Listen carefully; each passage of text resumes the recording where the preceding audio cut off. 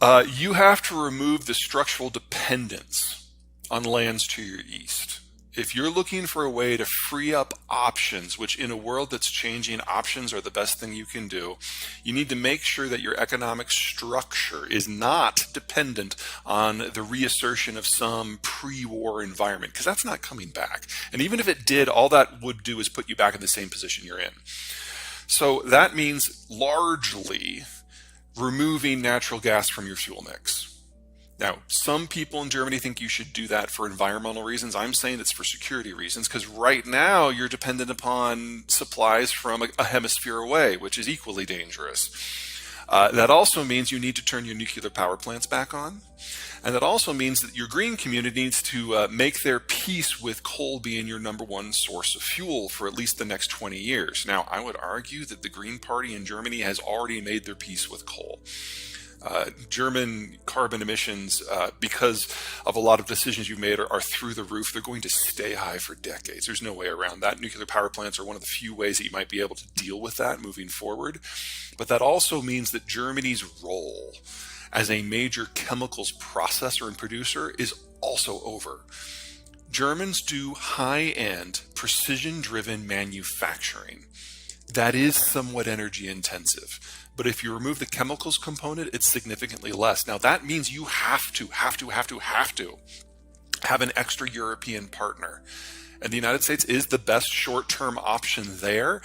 I don't know if that's politically viable in Germany, but that is the least disruptive way for Germany to get some strategic flexibility. If you had asked me in January of 2021, I would have laughed. But you've already gone a long way, and honestly, you probably have the best possible governing coalition for this strategic situation, because the Social Democrats were traditionally the pro-Russia party. The Greens were never good at math. And the FDP is primarily concerned with smaller companies. And to have these three parties having to make these decisions means that there's no protest from within the parliament. That is a rare constellation of events that normally don't shape up in a time of national stress. To have the parties that are most resistant to the future you're obviously barreling towards in charge of bringing you into that future. If Ukraine wins, and it does so by neutralizing Belgorod and Rostov-on-Don, we're at the beginning of the Russian disintegration. Most of the infrastructure that allows the Russian core around Moscow to influence the Northern Caucasus, pre-Soviet, it routed through Ukraine. And the only other reliable route goes through Rostov-on-Don. And if they lose that, they are almost let me put this into European terms. There's a Utah-sized desert between the two. So that's bigger than Austria, about twice the size of Austria. No, three times the size of Austria. Crap, yeah, that's huge. And so their ability to protect, wrong word, their ability to dictate the security environment of the Northern Caucasus would evaporate. And yes, we do have Kadyrov, who's that megalomaniac, sociopath, psychopath, who runs Chechen forces today. But he does that because he has a security agreement with Putin personally. Yeah. If the Russian forces cannot penetrate into the North Caucasus, that'll evaporate in a day. And now all of a sudden the Russians have lost the entirety of their southern anchor. Once that goes down, every other minority in the Russian Federation is going to look good and hard on their map and good and hard at the Kremlin and figure out how much wiggle room they have. And some of those minorities have a lot more influence and are in positions that are very sensitive to the Russian state. For example, if the Tatars or the Bashkirs broke away, that would be it. Moscow would lose control of the entirety of Siberia, complete with all of the oil. So we really are looking at Russia's twilight years if this war goes the wrong way for them. The war was going to happen anyway. And if all of the states of the former Soviet bloc had remained neutral, that just meant it would have happened sooner. If they lose, the entire Russian government is in danger. The problem here is honestly the same no matter how this goes down. There was a coup in the Soviet Union in 1982 in which the intelligence directorates took over the Communist Party and ran the country until it fell apart. And then that cadre survived into the post-Cold War era, and Putin is the heir to that legacy.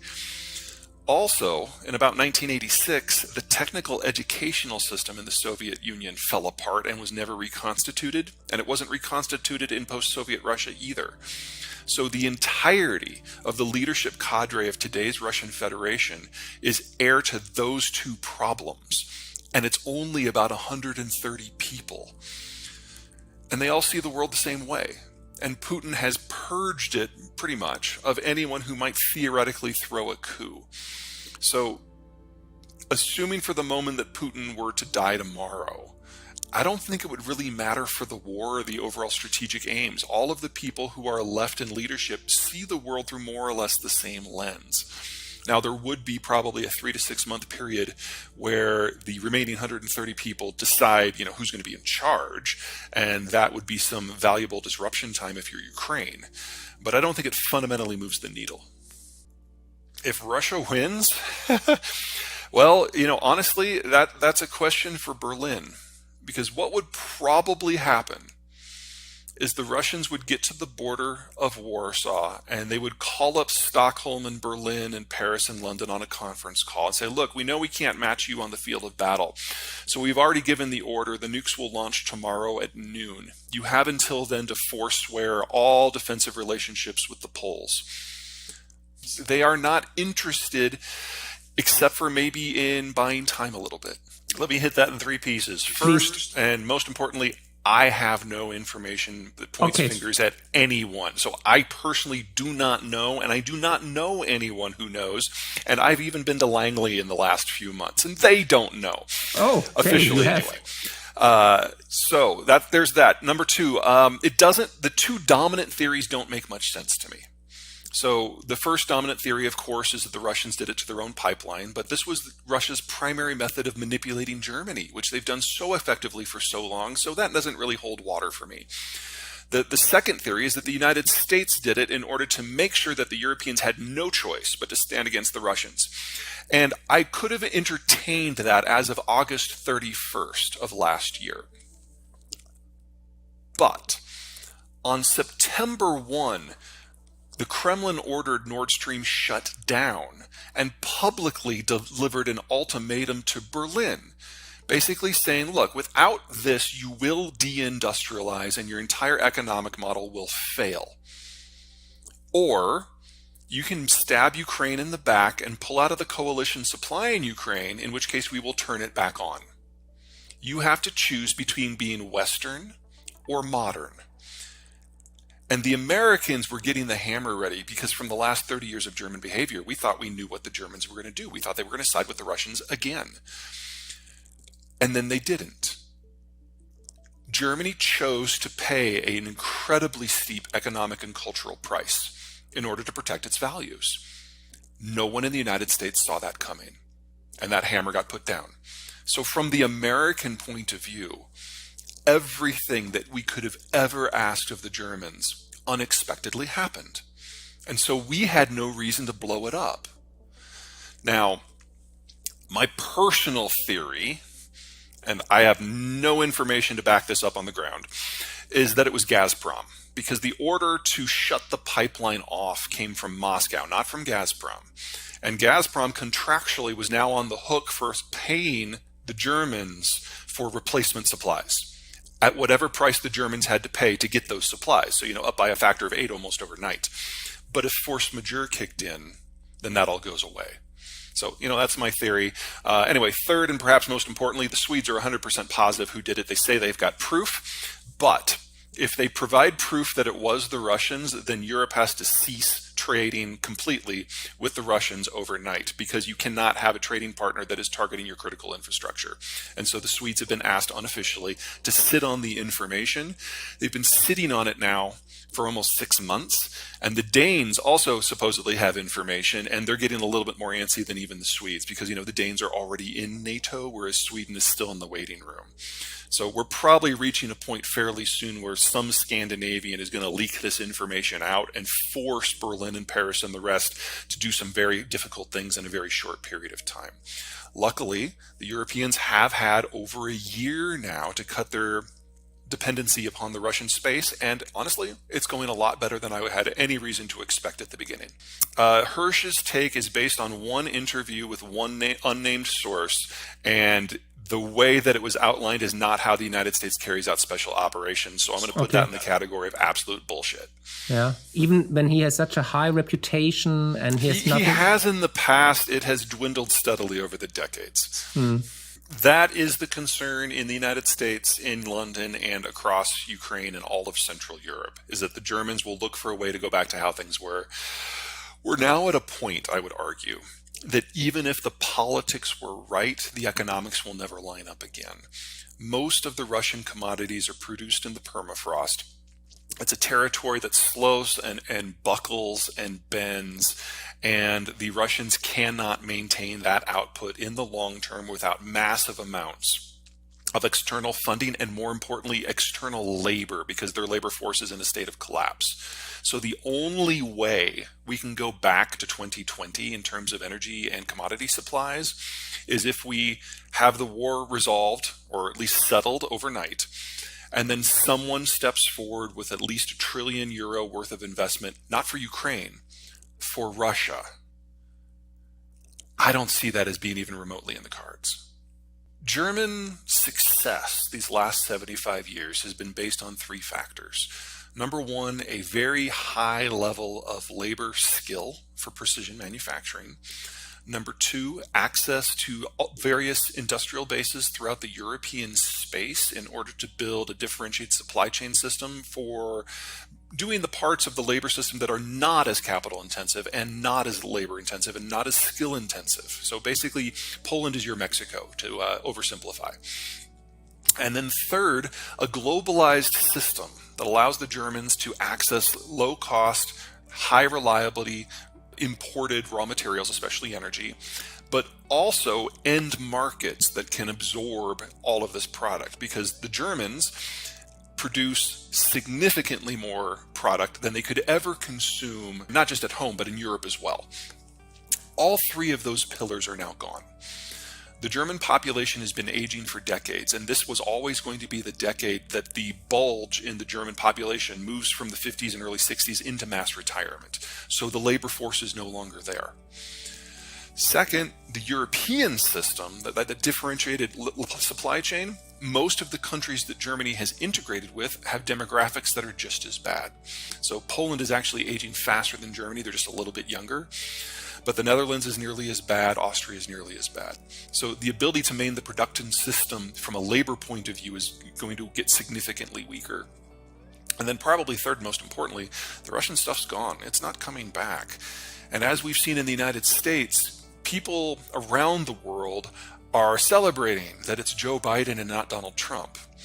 But with the exception, the one exception of Airbus, Boeing, that's spat. That one has been put to the side, partially resolved. With the exception of that, every trade dispute that Donald Trump initiated, Biden has doubled and tripled down on, and he's now putting industrial policy in the mix for the first time in the United States since the 1940s. And this means that the United States is no longer interested at all in maintaining the globalized system. The deal that made globalization work was that we will patrol the ocean so that anyone can trade with anyone and access anything, and we will leave our markets open if you let us write your security policies to fight the Soviets. You may have noticed in all of the deal making that the Biden administration has done around the world, and especially in Europe, that's not the deal anymore. All the security agreements are purely bilateral. There are no economic hangers-on. And Biden is taking the American economy home and basically shutting its doors to one region after another, and that includes Europe as well. And that leaves Germany with China. And if you think that your dependence upon Russia has generated some interesting geopolitical exposure, just wait till we get to a real argument between the Chinese and the Americans. There's an understanding in the world of environmental energy that you only put up wind turbines in places where the wind blows fairly strongly. There is not an understanding in the green community that you only put up solar panels in places where the sun shines brightly. So the location of these things really matters. Now, I live at roughly 2,300 meters in the highlands above what used to be called the Great American Desert in Colorado. That means that my solar panels generate 7 times as much electricity as the same panels would in Berlin. That means I'm in one of the world's best solar zones, and Berlin is in almost the world's worst. And if you're going to put up 7 times as much paneling in order to generate the same amount of electricity, you have now generated so much carbon by putting up those panels that you will never be able to generate enough electricity to pay down the carbon debt, much less the economic debt. It's just not a good geography for that technology. So that's problem one. Most of the population of the world lives in a place that is much more similar to Berlin than Denver, unfortunately. Number two, if we are serious about doing the green transition in its current form with the current technologies that we have, then we need more materials than we currently have, and we have to be able to process them. So in terms of volume, we need 10 times as much nickel, 18 times as much graphite, probably 3 times as much copper, and we need it all by 2030. We have never doubled the volume of any industrial material in human history, if it's something that we already had in use, ever. And we now need to do this and then some for 11 different materials. That is not physically possible. And then there's a processing issue. Right now, it depends, it varies wildly based on the material. Roughly 3/4 of the processing of these 11 different materials is done in either Russia or China. We're going to lose the Russia stuff in total because of economic breakdown. And in my opinion, we're going to lose a lot of the Chinese stuff due to political breakdown. Simply taking silicon, building that processing capacity somewhere outside of China can be done, but it's going to almost triple the price of silicon because the Chinese subsidize everything. So all of our price metrics that we've done are wrong. But the real issue is availability. Oil, we understand the economics and the geopolitics of the oil era. It means you have to deal with a lot of different places that are kind of ugly. But if we want to do the energy transition, not only do we have to deal with a lot more places that are ugly, there's not enough for everyone. One of the great parts of globalization is the United States kept the world's petroleum market open for everyone. We didn't get involved in the Middle East because we thought it was fun. We didn't even get involved in the Middle East because we needed the crude. We got our crude from North America. We did it for Germany and France and Italy and Korea and Japan and even China. We kept the world's energy flowing because that was part of the globalization deal. There's not enough lithium and copper and the rest to do that on a global basis. So if you're looking at American military interventionism to keep copper and nickel and the rest flowing, it will be to keep it flowing to North America. The green transition in its current form cannot be done on a global basis, but it can be done in North America if the Americans invade about 15 places to keep the stuff going there. The Greens in this country have yet to realize that that is the conversation that they need to have. Would you reactivate the nuclear power plants? Okay. That's the simplest, easiest step. There are many, many other steps that are much more difficult, that are much more jarring, but that's the low-hanging fruit.